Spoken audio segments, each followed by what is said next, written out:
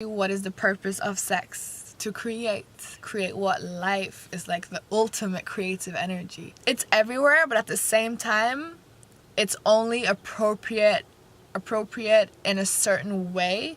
But if you're exuding, like especially a woman, if you're exuding your sexuality confidently and you're not a big name, it might hit you the wrong way. Yeah, arise and shine. Okay, this video, I don't have a title for it yet. What happened was last year around August time, I think, I went to Oslo, where I grew up and where I lived before, and the capital of Norway. And I had a photo shoot with one of my favorite photographers called Kunal Kohli. I'm linked to his stuff down below, okay? He's so talented and so humble as well. I love working with him. And he's so funny, but whatever. We had this shoot and it's very sexual for sure. It's very powerful and it's very strong, and it's probably gonna be provocative to a lot of people.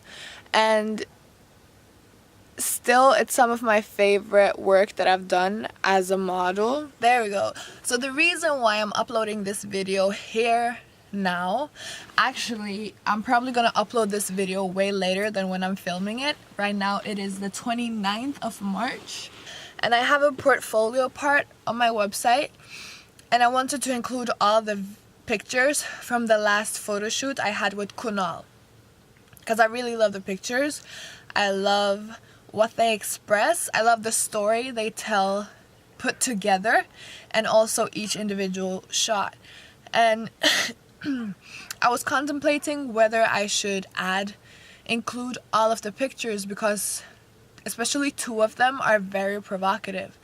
And I was like, what's my dad gonna say? Like, what's my family gonna say? My mom is cool. Like, I already told my mom about it. She's cool with it. My dad's gonna find a way to handle it as well. Like, he's cool. He's chill. But it's like, you're a little baby girl, you know? And it's like, whoa, girl. Like, you're still a virgin. What you talking about, you know? Which I am, even though I have a whole video. So, and then I was like, you know what? I want to include it. And instead of just putting it out there and letting it be there, obviously, whoever sees the pic, like a lot of people are going to see the photos and not see this video, and they're going to have their own interpretation of it, which is cool as well. I think what I've learned a lot with this YouTube channel is that you can't control the way someone perceives or receives information. And that's what tripped me out a lot in the beginning, that I wanted to share what I had to share, and I wanted people to get my perception of it straight. I wanted people to understand where I came from with the information I was giving. That's not how it works, you know? That's not how it works at all. Like, perception is perception. We're all gonna have our individual perception because we all have our individual experiences of life. And I'm seeing more and more beauty in that as I'm growing, evolving. So, what was I saying with the website? Can you see that? I can't see it. It's cold, bro. What was I saying? Perception, share. Yeah. So not everyone is gonna get my perception of it. Not everyone's gonna see my notes of the pictures or of why I'm sharing all that it is that I'm sharing. Still, I want to share this. So if you're interested, and also for my own sake, I want to express it, then it's out there. So in the beginning, I didn't have the best experience as a model, not only for like individual small experiences that I'll get into in my next video, but also because the industry was so shallow. And I guess I knew about that from like Top Model, but I think when you also see how it is on Top Model, because I used to watch Top Model America a lot, USA, with Tyra and stuff, and it looks more fun there, you know? You have expectations of how things are gonna be, and then when you get into it, it's not what you expected it to be. and I was a little bit like, do I want to keep doing this? Especially because I have always been thin like my entire life. I had a period of like 3 months where I was a little bit chubby, but not chubby, just like I remember my old boss, my old model agency boss, called it that I had baby fat, and she like grabbed it and said, yeah, you need to work on this. And that was the first time I heard that I had to work on my body, you know? But I've always been self-conscious, so I don't feel like, but yeah, actually I've always been self-conscious, but not on my physical appearance that much. That brought my attention there. And I don't know, actually I don't feel like it affected my confidence that much. It was just cool to be a part of the experience, you know, of being a model, whatever. But I didn't have so much fun doing different things because it was, as I said, shallow, and I felt shallow being there. I felt shallow doing what it is I was doing. And I've always said that I want to have a model agency with people of all shapes and sizes, because why not? Like, imagine how beautiful a runway would be if the designer and model relationship was closer, if designers actually fitted their clothes for the person that was going to represent or showcase their clothes on the runway. I think fashion is art, it's expression, and I get the idea that the fabric is supposed to speak for itself, and when you have people that look the same and have the same silhouette, then the focus is on the fabric. But is it really though? Like, is it really though? We put so much attention on hair and makeup, and why can't the person be part of the art, be part of the... And then you will say, yeah, but it is part of the art. The models are part of the art. So why can't they be different? Because the designers fit the clothes in a certain size, and then they push it out, like the consumer type of consciousness, consumer type of society. Why can't we actually take the time to get to know the person, both that is presenting the clothes and that has designed the clothes? If their relationship is real, then the presentation of the clothes are going to be so much more real. The person actually showing the clothes is going to know the person behind what the person is wearing, and be able to represent that so much better.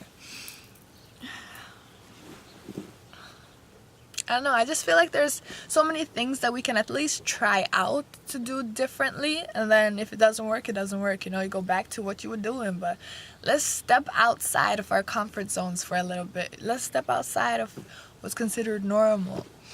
So with my YouTube, with modeling as well, Actually, with the modeling, it has just happened. But with my YouTube, like one of my first videos where I don't have my period yet. And the reason why I wanted to make that video was because when I made the YouTube channel, I wanted it to have a purpose. Sorry, let's just wait for this airplane.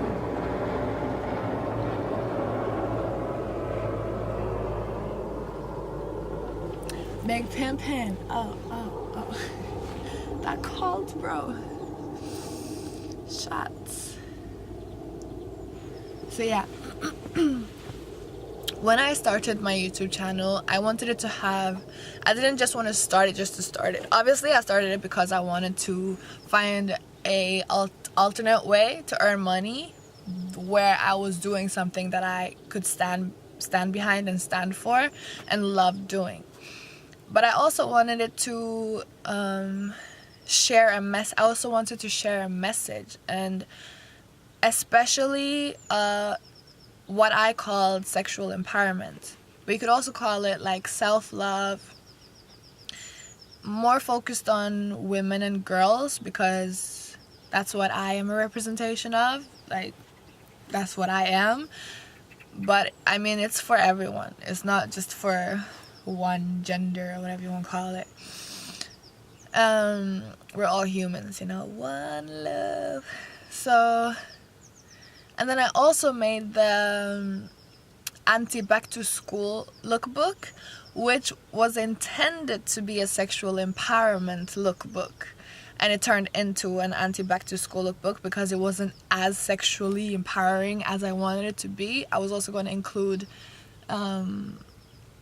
poetry and stuff. The reason why I've chosen to keep all the pictures from the photo shoot, especially the last one that I had with Kunal, is for the fact that it does represent the message that I have been working on creating, which is sexual empowerment, being true in who you are, and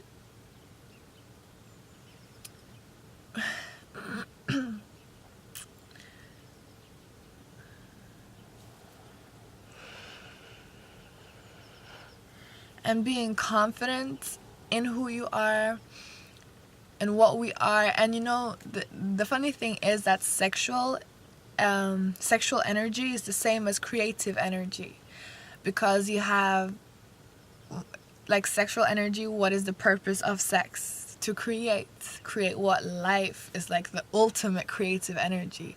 But it's essentially the same, just that the way sex has been pushed is what I want to use. The word I want to use has been pushed on society, has been pushed on us as something like, it's everywhere, but at the same time it's only appropriate in a certain way. But if you're exuding, like, especially a woman, if you're exuding your sexuality confidently and you're not a big name, it might hit you the wrong way. But it doesn't matter, you know, honestly. It's like, people are gonna get it. People are gonna receive it however they want to receive it. And how people receive things, how people respond to things, is a reflection of who they are and what they represent, more than what it is about you. Which, yeah, that stuff, like, I feel like once that's embedded in me, in my knowing, in my higher knowing, in my understanding, that what someone says about you or points at you or, like, directs towards you is a representation of them. Because where does it come from? It comes from them. We're all mirrors, you know, or representations of the same. So I hope I've remembered everything I wanted to say. It's getting so cold, so I'm gonna go back in. If not, I'll insert a clip from when I'm editing it, and I want to show you my crystals. Yes. And I hope you enjoyed this video. Yes, so I'm excited. We got some beautiful times coming through. I'll show you the landscape one more time. So I hope you is jamming, my jammers. I hope life is treating you well. We're not gonna be on this planet Earth forever, so let's enjoy it whilst we can. Make the best out of it. And I love you. I love you. I love you.